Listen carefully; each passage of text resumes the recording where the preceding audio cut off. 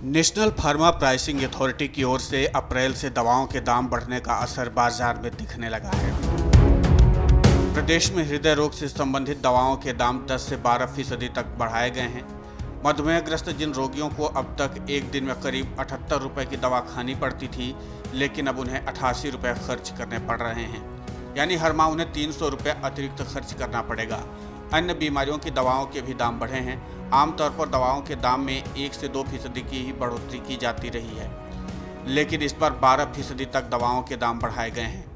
नए बैच की दवाएं आते ही मरीजों पर अतिरिक्त भार पड़ने लगा है। डायबिटीज, हृदय रोग, आर्थराइटिस सहित कई ऐसी बीमारियां हैं जिनमें नियमित दवाएं चलती हैं। इनमें हृदय रोगियों की संख्या ज़्यादा है। जानकारों के मुताबिक सरकारी संस्थानों में पूरे प्रदेश से रोजाना करीब 3000 हृदय रोग पीढ़ी ओपीडी में आते हैं। जानकारों के मुताबिक सरकारी संस्थानों में पूरे प्रदेश से रोजाना करीब 3000 हृदय रोगी ओपीडी में आते हैं। दवा कारोबारियों के अनुसार हृदय रोग, मधुमेह, ब्लड प्रेशर के अलावा बुखार, संक्रमण, किडनी, टीबी, न्यूरोलॉजिकल बीमारियों से जुड़ी करीब 376 दवाओं के दाम बढ़े हैं। लखनऊ में करीब 1000 थोक की दुकानें हैं, जिन्होंने विभिन्न दवा कंपनियों की एजेंसी ले रखी है। गोदाम से सीधे इन एजेंसियों के माध्यम से दवाओं की सप्लाई होती है। अलग अलग जोन में भी थोक कारोबारी सीधे दुकानदारों की दवाओं की आपूर्ति करते हैं। पूरे प्रदेश में रोजाना 70 से 80 करोड़ का कारोबार होता है। इनमें से सिर्फ लखनऊ में ही रोजाना करीब 30 करोड़ का कारोबार होता है।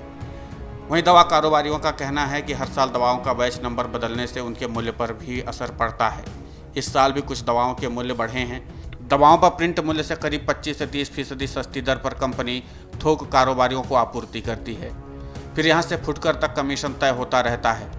मरीज को प्रिंट मूल्य से अधिक दर पर दवा नहीं दी जा सकती है। ऐसे में फुटकर दुकानदार कंपनियों की दवा के अनुसार अपने स्तर पर छूट देते हैं।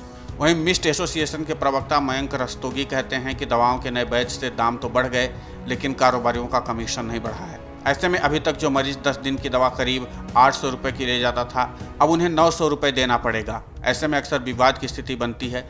मरीज को समझाना पड़ता है कि इनमें उनका कोई दोष नहीं है। हालांकि दवाई महंगी होने पर नियमित रूप से दवाओं का सेवन करने वाले मरीजों के लिए एक बड़ा झटका है, क्योंकि मधुमेह, हार्ट जैसी बीमारियों के मरीजों की नियमित दवाई चलती है। और अगर ऐसे में दवाओं के दाम में इजाफा होता है तो जाहिर सी बात है कि महंगी दवाएं लोगों की जेब में गहरा असर डालेंगी।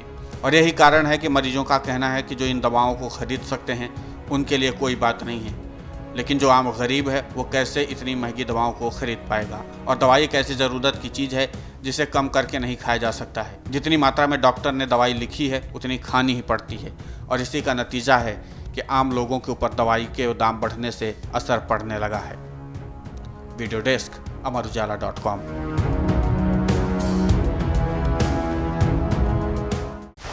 डाउनलोड करें अमर उजाला ऐप और पाएं खबरें लगातार। अगर आप ये वीडियो YouTube पर देख रहे हैं तो हमारे चैनल को सब्सक्राइब करें और बेल आइकन को दबाना ना भूलें। अगर आप Facebook पर ये वीडियो देख रहे हैं तो हमारे पेज को लाइक करें।